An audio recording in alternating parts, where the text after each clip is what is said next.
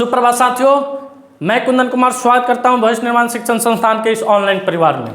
दोस्तों, आज का सेशन आपके लिए बेहद ही महत्वपूर्ण होने वाला है, क्योंकि आज के इस टॉपिक में आपको देखने को मिलेगा बिहार की एक बेटी है, विधायक है, बिहार की शेरनी है, जो पेरिस ओलंपिक 2024 के लिए क्या की है, क्वालिफाई की है।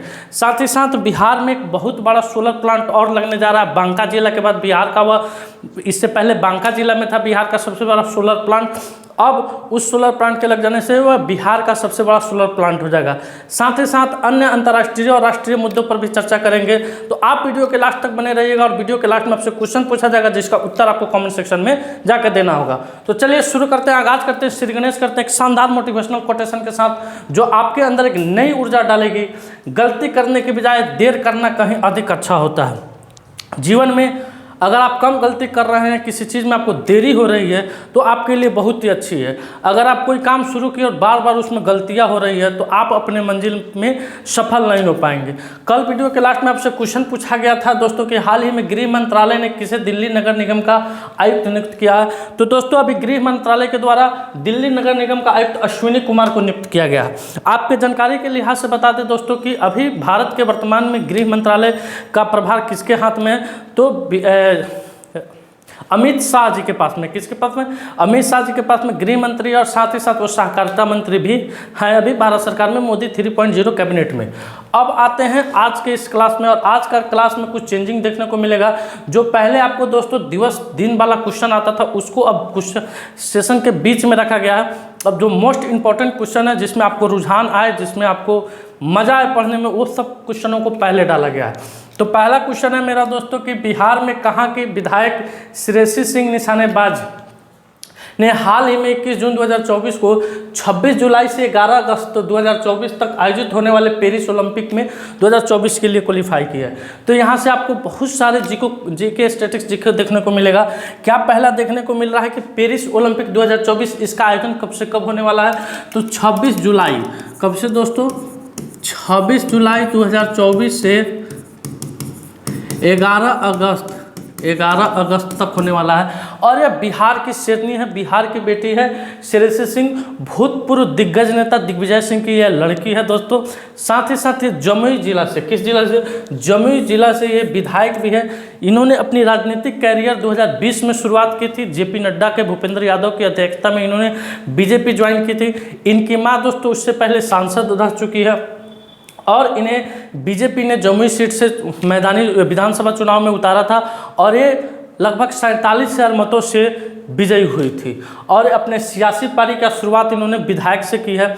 ये बीजेपी भारतीय जनता पार्टी में है, ये जमुई जिला से है। इनका चयन हुआ है दोस्तों निशानेबाजी के लिए पेरिस ओलंपिक में श्रेयसी सिंह का दोस्तों। अब जानते हैं दोस्तों, इन्हें अर्जुन पुरस्कार से भी सम्मानित किया गया है। श्रेयसी सिंह भारत की एक खिलाड़ी है। इन्होंने ग्लासो में हुए 2014 राष्ट्रमंडल खेलों में यहीं से इनका चेहरा उभर कर आया था दोस्तों। राष्ट्रमंडल खेलों में निशानेबाजी की डबल ट्रैप स्पर्धा में रजत पदक प्राप्त किया, और फाइनल में 92 अंक लाए थे। उसी वर्ष उन्होंने 2014 में एशियाई खेलों में इंडियो जोन में डबल ट्रैप टीम स्पर्धा शगुन चौधरी और वर्षा वर्मन के साथ कांस्य पदक भी जीता था। और इन्होंने 2024 से ही लगातार निशानेबाजी के क्षेत्र में अपने कदम जमाए गए हैं, और अंततः इन्हें पेरिस ओलंपिक में क्वालिफाई करने का मौका मिल गया है। तो इनको हमारे टीम की तरफ से बहुत सारी बधाई है, और हम लोग आशा करते हैं, हम सभी बिहार वासियों आशा करते हैं, साथ ही साथ भारतवासी, कि ये पेरिस ओलंपिक से कोई ना कोई मेडल जीत कर लाए और अपने देश के साथ साथ अपने राज्य का भी नाम गौरवान्वित करें। अब बढ़ते हैं अगले क्वेश्चन की तरफ। अगला क्वेश्चन आपके स्क्रीन पर आ रहा है दोस्तों कि बिहार का सबसे बड़ा सोलर पावर प्लांट क्या है? क्वेश्चन दोस्तों, एक मिनट। बिहार का सबसे बड़ा सोलर पावर प्लांट निम्न में से कहाँ स्थापित किया जाएगा, जिसको लेकर लार्सन एंड टुब्रो लिमिटेड को मंजूरी प्रदान की गई है, जिसकी क्षमता 185 मेगावाट होगी। तो दोस्तों, अभी बिहार का सबसे बड़ा सोलर पावर प्लांट बांका जिले में स्थित है। इस सोलर प्लांट के लग जाने से दोस्तों ये बिहार राज्य का सबसे बड़ा सोलर प्लांट हो जाएगा। तो अभी कहना ये ठीक नहीं होगा कि यही सबसे बड़ा सोलर प्लांट होगा, क्योंकि जो बांका जिला में स्थित है, पिछले क्लास में आपको उसके बारे में हमने बताया भी था, वो अभी बिहार का सबसे बड़ा सोलर प्लांट है। तो दोस्तों, ये बिहार के कजरा लखीसराय में, कहाँ दोस्तों? कजरा लखीसराय में एक जगह है, वहाँ पे इसको स्थापित किया जाएगा। ये कंपनी का नाम है लार्सन एंड टुब्रो लिमिटेड, इसके द्वारा इसको स्थापित किया जाएगा दोस्तों। और आपके सामने दोस्तों एक दिखाई दे रहा है यहाँ कादिराबाद दरभंगा, ये भी एक सोलर पावर प्लांट है दोस्तों। ये दोस्तों क्वेश्चन पूछा हुआ है 68 नंबर बीपीएससी एग्जाम में, 68 नंबर बीपीएससी के एग्जाम में ये क्वेश्चन पूछा हुआ है, इसलिए ये क्वेश्चन आपके लिए क्या हो सकता है, बेहद ही महत्वपूर्ण और वीवीआई क्वेश्चनों में से एक हो सकता है दोस्तों। आपको एक और जानकारी बता देते हैं दोस्तों कि बिहार में, कमेंट सेक्शन में आपको उत्तर देना है कि बिहार में एक फ्लोटिंग करता हुआ यानी तैरता हुआ सोलर पावर प्लांट है, वह बिहार के किस जिले में स्थित है। कल इसका मैं उत्तर आपको बताऊंगा जरूर, लेकिन आप लोग से आग्रह है, जो भी बच्चे ईमानदारी से देख रहे होंगे इसका उत्तर आपको कमेंट सेक्शन में जाकर देना है। अब आइए अगले क्वेश्चन पर। अगला क्वेश्चन आपकी स्क्रीन पर है कि अंतर्राष्ट्रीय ओलंपिक दिवस कब मनाया जाता है, क्यों मनाया जाता है, इस बार की थीम क्या है, इन तमाम चीज़ों पर हम क्रमवार क्या करते हैं, चर्चा करते हैं। तो दोस्तों 1948 में स्थापित ओलंपिक दिवस प्रतिवर्ष 23 जून को आयोजित होने वाला खेल और शारीरिक गतिविधियों का एक वैश्विक उत्सव है। ओलंपिक की स्थापना कब हुई थी दोस्तों, तो 1894 ईस्वी में पियरे डी कुर्पिटिन द्वारा अंतर्राष्ट्रीय ओलंपिक समिति की स्थापना का स्मरण कराता है। अंतर्राष्ट्रीय ओलंपिक समिति के अध्यक्ष कौन है दोस्तों, तो थॉमस बाक है दोस्तों। इस वर्ष के ओलंपिक दिवस की थीम क्या है, यानी हर एक साल कोई ना कोई थीम के साथ यानी विषय के साथ इसको सेलिब्रेट किया जाता है। तो इस बार की थीम है दोस्तों लेट्स मूव एंड सेलिब्रेट। क्या है इस बार की theme, let's move and celebrate. तो इसे कब सेलिब्रेट किया जाता है दोस्तों, तो 23 जून को इसको क्या किया जाता है, सेलिब्रेट किया जाता है। एक ऑप्शन आपको यहाँ पे 21 जून दिख रहा है, तो 21 जून को हम लोग क्या मनाते हैं दोस्तों, तो 21 जून को हम लोग संगीत दिवस के साथ साथ यानी विश्व संगीत दिवस के साथ साथ हम लोग अंतर्राष्ट्रीय योग दिवस भी मनाते हैं दोस्तों।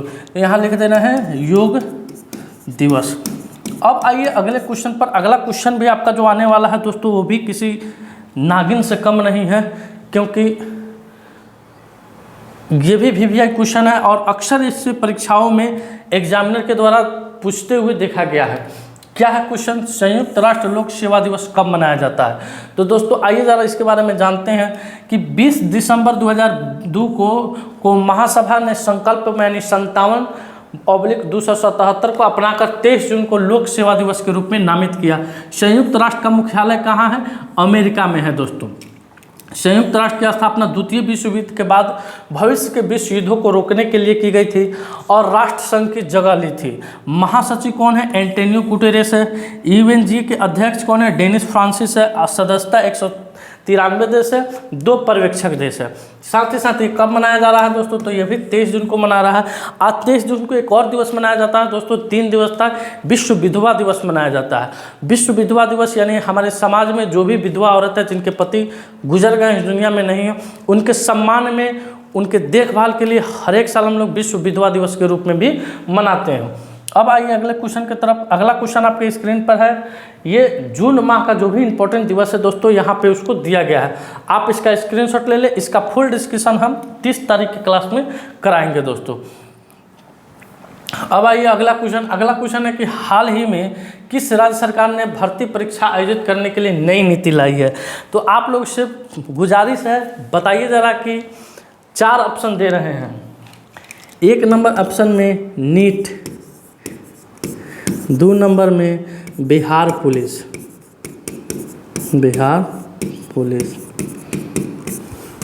3 नंबर में IIT, 4 नंबर में इनमें से कोई नहीं। बिहार अन्य स्टेट के एग्ज़ाम, रेट प्लस अन्य स्टेट के एग्ज़ाम। इन चारों ऑप्शन में से सबसे ज़्यादा पेपर किसका लीक होता है, नीट का होता है, बिहार पुलिस का होता है कि IIT का होता है दोस्तों। तो इस चारों का पेपर एकदम धुआंधार तरीके से लीक हो रहा है।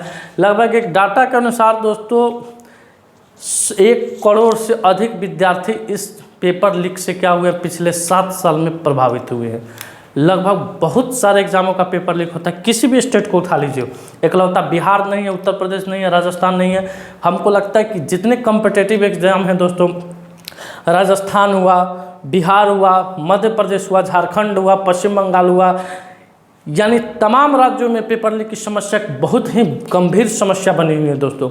ना ही सरकार इस पर कुछ कदम उठा रही है, ना ही प्रशासन इस पर कुछ ठोस कदम उठा रहे हैं, और जो पेपर लीक कराने वाले एजेंट हैं उनका मनोबल क्या हो रहा है, बढ़ते जा रहा है।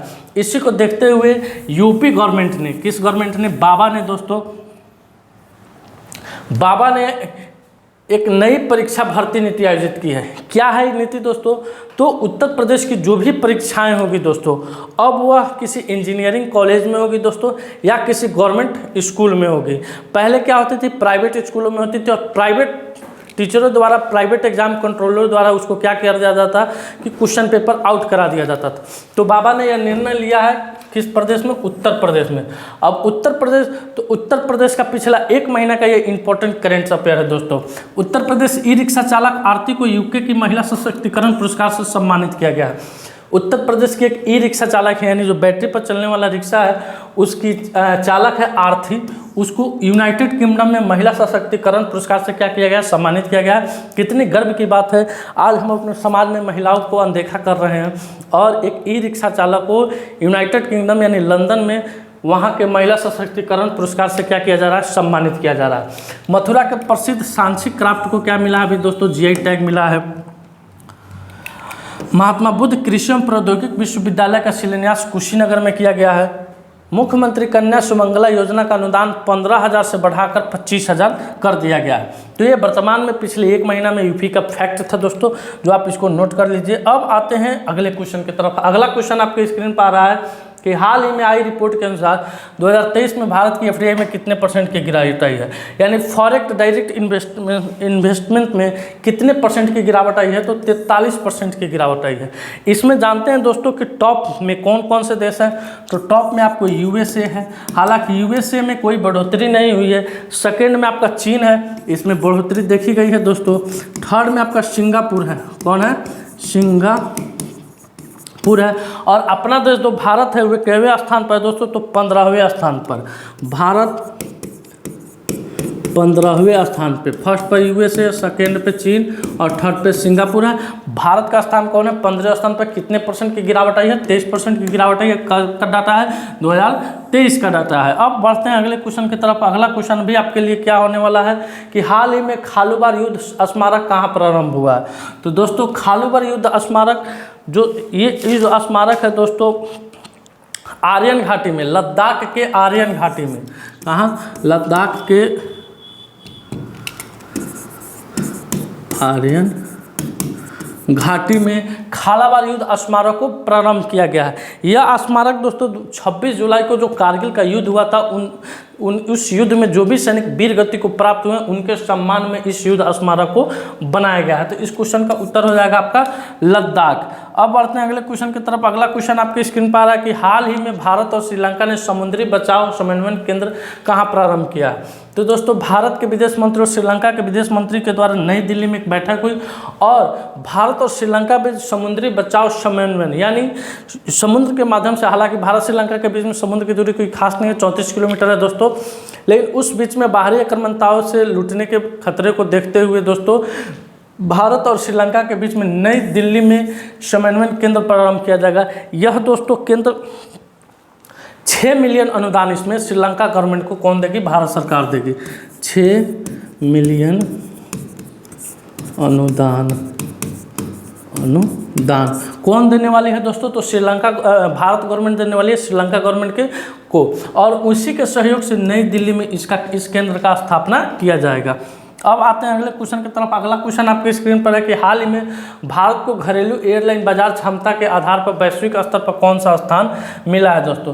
तो दोस्तों भारत के घरेलू एयरलाइन बाजार की क्षमता के आधार पर वैश्विक स्तर पर 3रा स्थान मिला है।